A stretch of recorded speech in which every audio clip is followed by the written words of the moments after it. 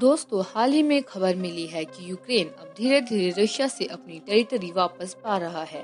Ukraine जो war में पीछे नहीं हटा, ऐसा लग रहा है कि इस बार यूक्रेन की जीत है और इसी मेहनत से उसने रशिया को कड़ा जवाब देने के बाद यूक्रेन में लोगों की घर वापसी हो चुकी है और यूक्रेन ताकतवर बन गया है। यूक्रेनियन सोल्जर्स ने मंगलवार को रूसी सेना को पीछे हटने पर दबाव डाला, एक जवाबी हमला किया जिससे मॉस्को की मिलिट्री रेपुटेशन को काफी ज्यादा फायदा हुआ है। अचानक रशिया को झटका लगा और यह अभी तक कंफर्म नहीं था कि नॉर्थ ईस्ट में यूक्रेनी हमले के महीनों के थोड़े से प्रोटेस्ट के बाद लगभग 7 महीनों के वॉर में एक इम्पोर्टेंट टर्न का सिग्नल मिल सकता है। लेकिन देश के ऑफिसर काफी ज्यादा उत्सुक थे। उन्होंने फुटेज जारी करते हुए दिखाया कि उनकी सेना रूसी झंडे जला रही है और जले हुए टैंकों का सुपरविजन कर रही है। दूसरी तरफ एक वीडियो में बॉर्डर गार्ड्स ने एक पोस्टर फाड़ दिया जिसमें लिखा था, हम रूस के साथ एक व्यक्ति हैं। फिर भी क्रेमलिन ने हार का जवाब देने के लिए संघर्ष किया। इसकी सबसे बड़ी सेना ने वार में कीव पर कब्जा करने की असफल प्रयास को छोड़ दिया। सोमवार के एंड में प्रेसिडेंट वोलोडिमिर जेलेंस्की ने कहा कि उनके सैनिकों ने 6000 स्क्वायर किलोमीटर कंट्री के आकार के 2 गुना से ज्यादा टेरिटरी कुछ ही हफ्तों में वापस ले ली है। यहाँ लेटेस्ट क्लेम्स में यूक्रेन की बाउंड्री गार्ड सर्विस ने कहा कि आर्मी ने वोवचांस्क पर कंट्रोल कर लिया है।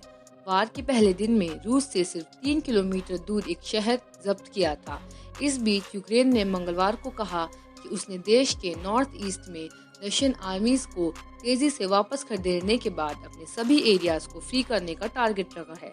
लेकिन वेस्ट से आगे बढ़ने के लिए वेपन सिस्टम्स की डिलीवरी में तेजी लाने की कोशिश जारी है। इतने हमले और बर्बादी के बाद सेना अब वॉर वाले शहर की सफाई में लगी हुई है और यूक्रेनी सेना इंटेंशनली लोगों के घरों में छिपे रूसी सैनिकों की तलाश कर रही है और लगभग 10 दिनों के बाद जिन रेजिडेंट्स को शहर से भागना पड़ा था वो सेफ लौट सकेंगे। रूस पर युद्ध के मैदान में असफलताओं का बदला लेने के लिए सिटीजन इंफ्रास्ट्रक्चर को निशाना बनाने का आरोप लगाया गया है और रविवार को मिसाइल हमलों की एक लहर ने नॉर्थ ईस्ट यूक्रेन में बड़े पैमाने पर बिजली में कटौती करी, जिससे हजारों लोग बिजली और पानी के बिना कई घंटों तक रहे। बात आती है कि यूक्रेन ने दिए अहम सवालों के जवाब, जिसमें यूक्रेन ने काफी चीजें जाहिर करी है और यूक्रेनियन भी मानते हैं कि उन्होंने महत्वपूर्ण सवालों के जवाब दिए हैं।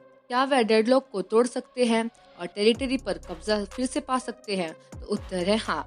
दूसरा सवाल है कि क्या वे वेस्टर्न वेपन्स का प्रभावी ढंग से यूज कर सकते हैं? तो इसका उत्तर है हाँ, क्योंकि मार्च में कीव के लिए लड़ाई जीतने के बाद से यह उनकी सबसे जरूरी जीत है।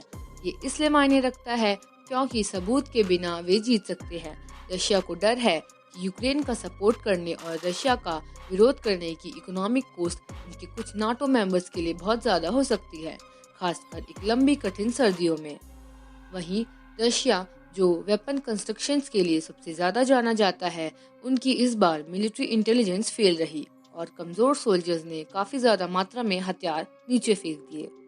तो दोस्तों, आपकी क्या राय है यूक्रेन के जवाबी हमले को देखकर? हमें अभी नीचे अपनी राय कमेंट करें और ऐसी ही जरूरी जानकारी को जानने के लिए हमारे चैनल को सब्सक्राइब करें।